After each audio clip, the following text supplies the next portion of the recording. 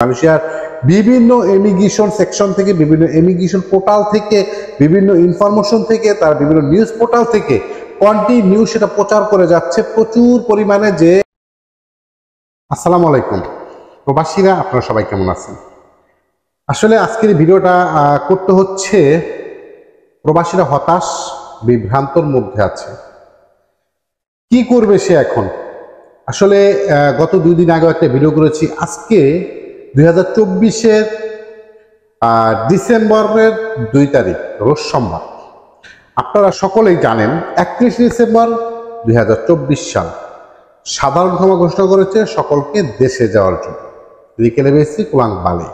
তো এখন এই যে এই সুযোগটা গ্রহণ করেনি যারা, বা অপেক্ষাতে ছিলেন, দুটি টপিক। একটি হচ্ছে আমি ডিসেম্বর মাসে যাব, ভালো টাকা ইনকাম করতেছি, বা কোম্পানিকে বলে রেখেছি আমি ডিসেম্বরে চলে যাব, সেই সুবাদে কোম্পানি রেখেছে, কিন্তু ফাইনালি এসে ওই কর্মীটা দেশে যেতে পারছে না।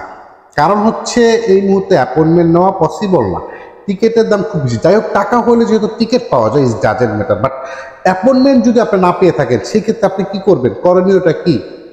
কিছুই করা থাকলো না।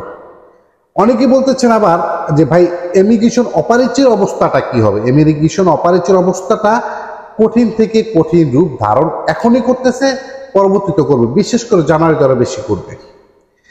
হ্যাঁ ভাই, বৈধকরণ কি তাহলে দেবে না? আমি বৈধকরণ দেবে কি দেবে না সেটা আমি বলতে পারবো না, কিন্তু আমি এরকম তথ্য কোথাও পাইনি। কিন্তু 2025 সালে গিয়ে একটি কঠিন আকারে কর্মী সংকট দেখা দেবে মালয়েশিয়াতে, একটা কর্মী সংকট দেখা দেবে। কারণ হচ্ছে কলিং ভিসাতে যে সকল কর্মীরা এসেছে, অধিকাংশ কর্মী প্রতারণার শিকার হয়ে, মানে যদি একটা পার্সেন্টেজ হিসাব করতে যায়, সেক্ষেত্রে শতকরা 5% কর্মী লারি হয়েছে, কর্মী কোম্পানির কোনো হুদিস ছিল না, বা ওরকম কোনো তাদেরকে সাপোর্ট দেয়নি। দেন ওই সকল কর্মীরা দেশে চলে যাচ্ছে, বা যে অন্য কোথাও কাজ করতেছে, তারা কিন্তু লিস্টেড প্রবাসী না।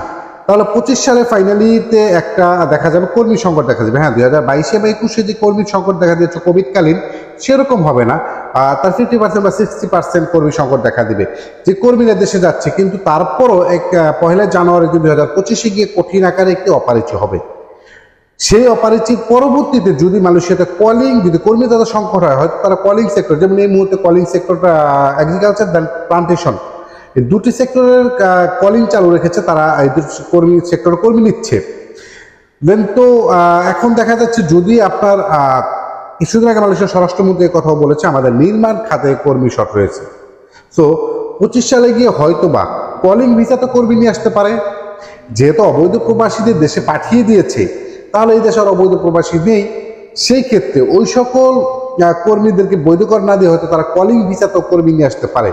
তাহলে যারা এই দৃঢ় অপেক্ষাতে ছিলেন যে ডিসেম্বরে চলে যাবেন, বা আমি দেখি 25 সালে বৈধকরণ দেয় কিনা, সেটার দুইটার যদি একটাও না হয়, যদি আপনি দেশেও চলে যেতে না পারেন, অথবা আপনি বৈধকরণও পেলেন না, সেক্ষেত্রে অনেক বড় ভোগান্তির শিকার আপনার হতে হবে। এটা নিয়ে সাধারণ প্রবাসীদের এই মুহূর্তে কঠিন থেকে কঠিন একটি বিভ্রান্ত। অ্যাপয়েন্টমেন্ট পাচ্ছে না। আবার অনেকেই বলতেছেন যে ভাই আমি অ্যাপয়েন্টমেন্টের জন্য এজেন্ট ধরেছি। এখানে এজেন্ট ধরার কিছুই নাই রে ভাই। তারপর আপনারা এজেন্ট ধরেছেন, আমরা বাংলাদেশি ঘুষ দিতে আমাদের অভ্যস্ত, এটা আমাদের রক্ত মাংসের সাথে মিশে গিয়েছে।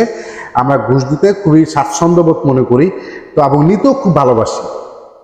তো অনেকে অ্যাপয়েন্টমেন্ট দিচ্ছে, একটা অ্যাপয়েন্টমেন্টের কপি দিচ্ছে, কিন্তু সেটা ভুয়া, সেটা অনলাইনে চেক করা যায় না।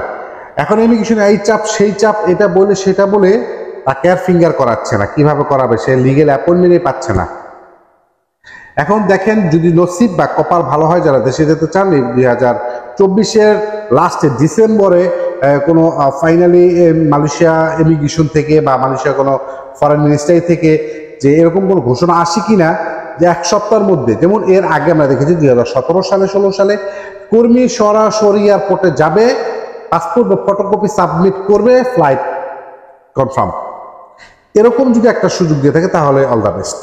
আর যদি এটা না দেয়, সেক্ষেত্রে যারা মানে দেশে যাওয়ার জন্য আগ্রহ ছিলেন বা যান নাই, তারা বড় ভোগান্তির শিকার করবে। কিন্তু এটা এক্সটেনশন করার কোনো সুযোগ নেই। মালয়েশিয়ার বিভিন্ন ইমিগ্রেশন সেকশন থেকে, বিভিন্ন ইমিগ্রেশন পোর্টাল থেকে, বিভিন্ন ইনফরমেশন থেকে, তার বিভিন্ন নিউজ পোর্টাল থেকে কন্টিনিউ সেটা প্রচার করে যাচ্ছে প্রচুর পরিমাণে যে যারা দেশে যাওয়ার সুযোগ পেয়েছেন তারা দেশে চলে যান, দ্রুত দেশে যাওয়ার ব্যবস্থা করুন, এটা তারা কন্টিনিউ আপডেট দিয়ে যাচ্ছে। যদি এক্সটেনশন করতো সেক্ষেত্রে তো এখনই সময় ছিল এক্সটেনশন করার, অ্যাপয়েন্টমেন্ট পাওয়ার একটা সুযোগ ছিল, আগামী মাস পর্যন্ত অ্যাপয়েন্টমেন্টটা চলবে, সেটা কিন্তু দেয়নি। তো সেক্ষেত্রে সময় শেষ হতে যাচ্ছে, সাধারণ ক্ষমা।